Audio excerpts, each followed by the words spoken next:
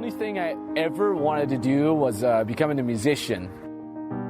So I moved to Vienna to study music there at the conservatory in Vienna, which is a very highly prestigious conservatory. I was practicing like 8-9 hours a day, literally get up, play guitar, eat, go to sleep, and then repeat the whole thing. Until I woke up one morning and I had this like sharp burning pain in my left arm. I went to the doctor and they were like, you can never ever play guitar anymore. It's over. Like you shouldn't. You have tendinitis. That was one of the harshest times in my life because my dream has just been taken away from me. Like everything you've ever dreamed of, gone. I was so unhappy with my life. I had no more purpose, no more vision. I didn't know what the hell I'm gonna end up as. I came from such a dark place with that depression of I wouldn't know what to do with my life. So I obviously go on Google and Google how to pick up girls. And I'm like, wait, you can learn this? And I was so excited about that I just started taking action.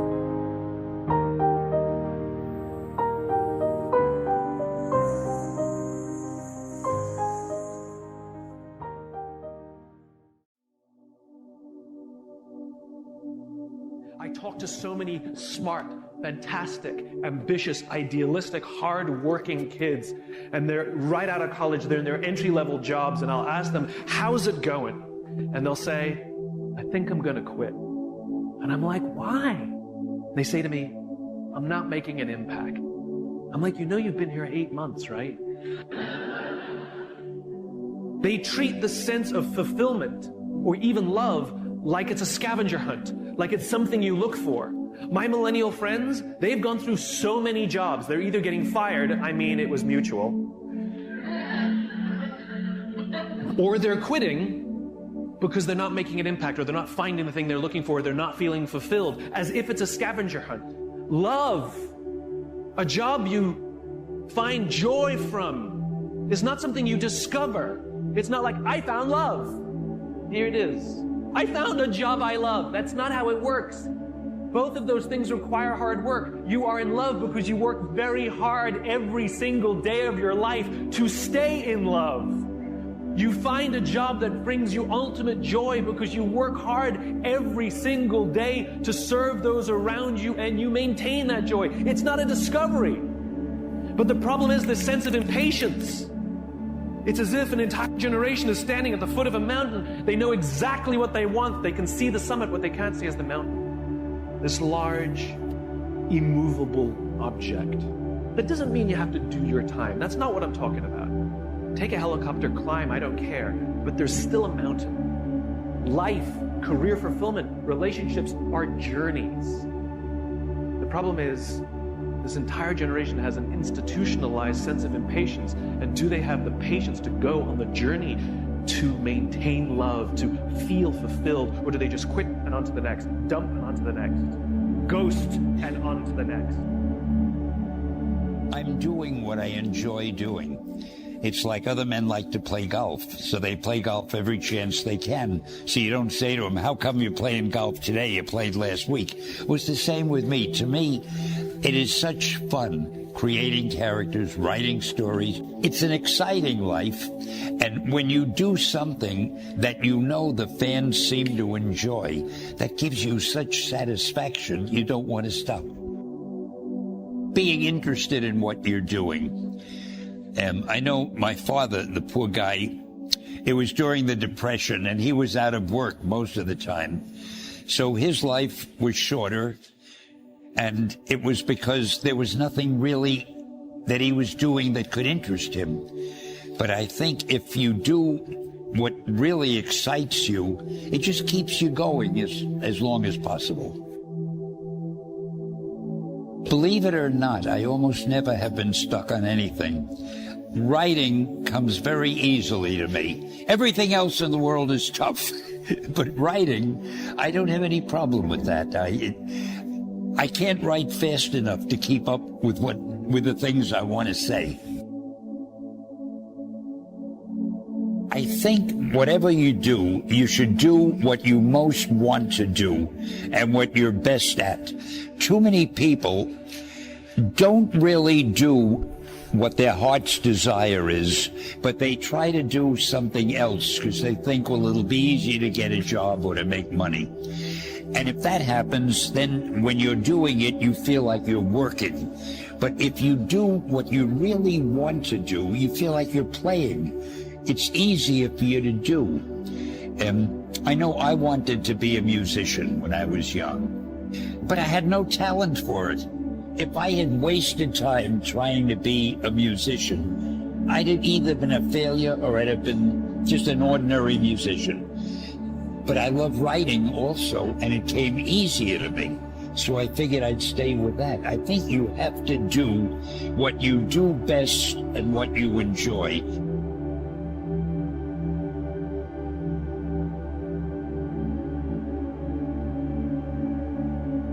And I began to realize that entertainment is very important in people's lives. Most people, almost everybody, have lives that have problems and troubles and things to worry about. And if you can entertain somebody, take his or her mind off the things that would normally be bothering them, that's a good thing to do.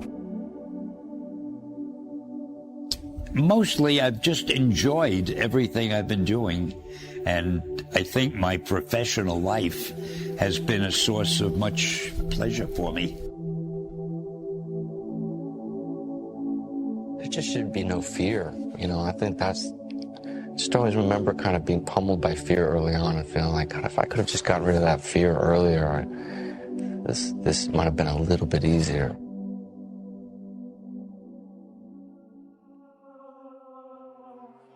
Just don't give a fuck. That's kind of the best thing to do.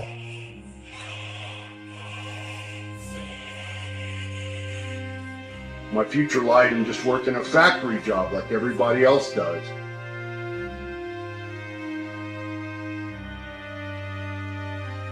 The time is now. The time is now to express and for people to believe in themselves. The time is now for it to be okay to be great. People in this world shun people for being great, for being a bright color, for standing out. But the time is now to be okay to be the greatest you. I refuse to follow those rules that society has set up in the way that they control people with low self-esteem. It's crazy that we live in a world that if you're super positive and super creative, that it's scary. So what does that tell you about the mentality of most people?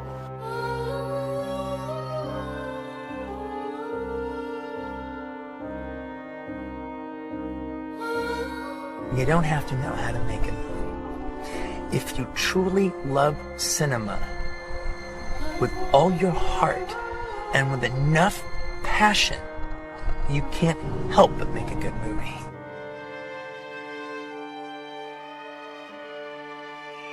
I always felt like I could do anything. That's the main thing people are controlled by. Thoughts, their perception of themselves.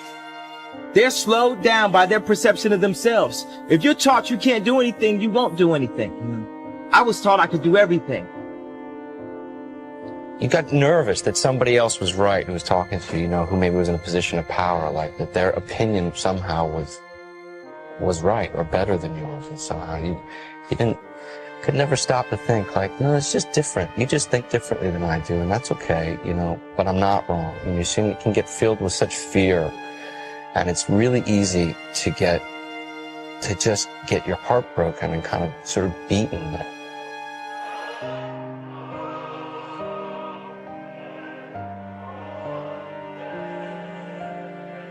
Make sure what you do is the product of your own conclusion.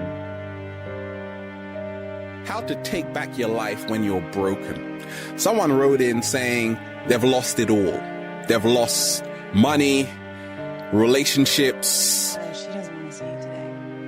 connections to their family, and their job, self-respect, right? They feel their whole life is falling apart right in front of them, and they're scared. They feel lost, like nobody's around to help.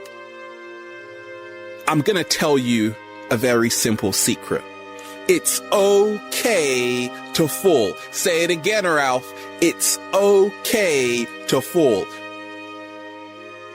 You see, in this society, we have been told that we have to be perfect all the time. Do you know what? Mind, body, and soul. We now live with tremendous expectation to be somebody we are not. That is why you feel broken. Because you are trying to be fixed. In essence, be someone else. You aren't broken, even though you feel you are broken. Many times, we don't realize we can rewrite our story at any time. You're only on chapter 1, baby, right? And yes, it's looking pretty grim. But you can erase that and write chapter 1 again, or you can wait for chapter 2 and realize that it's going to get a whole lot better.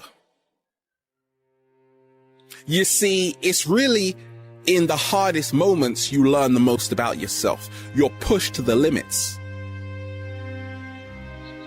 What are some of the words you are saying, right? Because some people say, my life is a mess. Do you know what that does to your subconscious mind? It makes you live a very messy life. A very messy life. But more so, your daily activities are going to be really messy.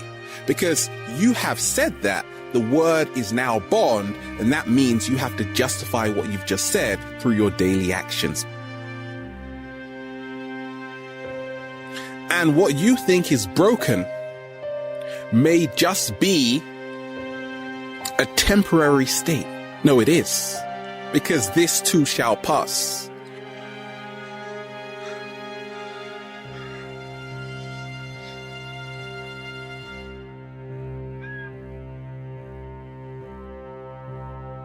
I have not allowed my disability to stop me doing most things. At the age of 21, I was told I had an incurable disabling disease that would kill me in 2 or 3 years.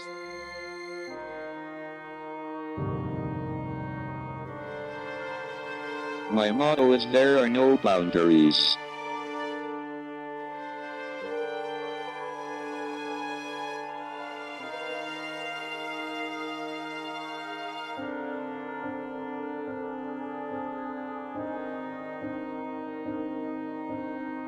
So remember to look up at the stars and not down at your feet.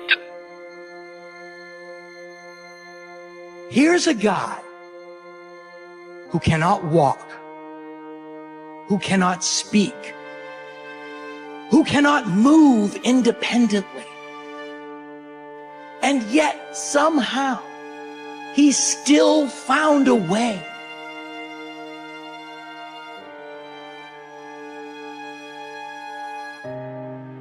I feel a sense of achievement that I have managed to make these contributions, despite having ALS.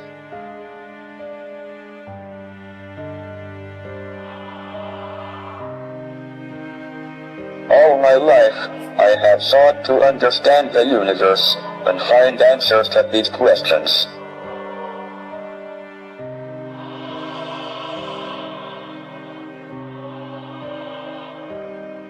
I have been very lucky that my disability has not been a serious handicap. Indeed, it has probably given me more time than most people to pursue the quest for knowledge. The ultimate goal is a complete theory of the universe, and we are making good progress. Try to make sense of what you see, and wonder about what makes the universe exist. Be curious.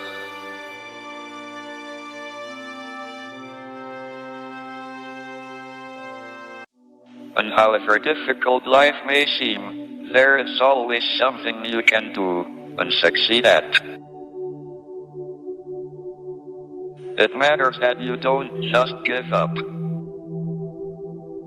When I visited a school, and they had a whole classroom full of Apple IIs, and I saw these 3rd and 4th graders growing up completely different than I grew up because of this machine. What hit me about it was that here was this machine that a very few people designed, about 4 in the case of the Apple II. And then they gave it to some people that didn't know how to design it, but they knew how to make it, to manufacture it. And they could make a whole bunch of them. They gave it to some people that didn't know how to design it or manufacture it, but they knew how to distribute it. And they gave it to some people that didn't know how to design it or manufacture it or distribute it, but they knew how to write software for it. And gradually this sort of inverse pyramid grew. And when it finally got into the hands of a lot of people, it blossomed out of this tiny little seed. And it all started with just an idea. And that's an incredible feeling. To know it can be done. To know that you can plant something in the world and it'll grow and change the world.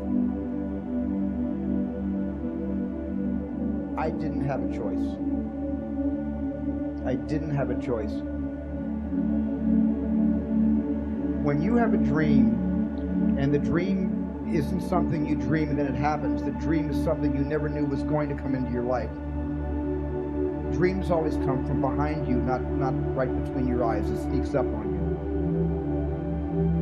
But when you have a dream, it doesn't often come at you screaming in your face.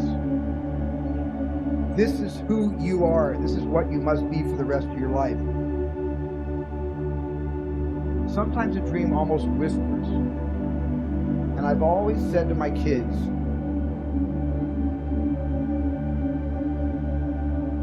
the hardest thing to listen to, your instincts, your human personal intuition, always whispers, it never shouts.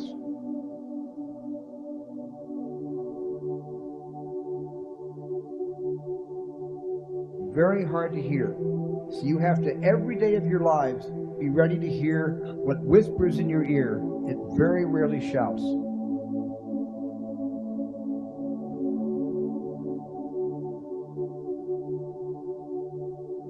And if you can listen to the whisper, and if it tickles your heart,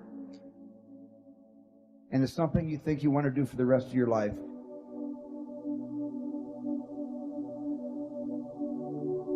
then that is going to be what you do for the rest of your life.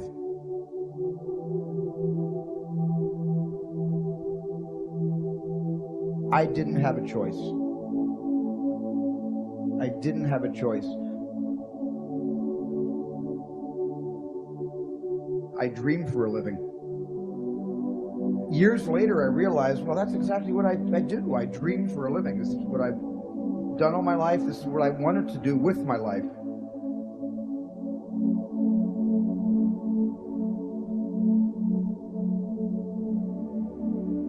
That's been keeping you from living your dream.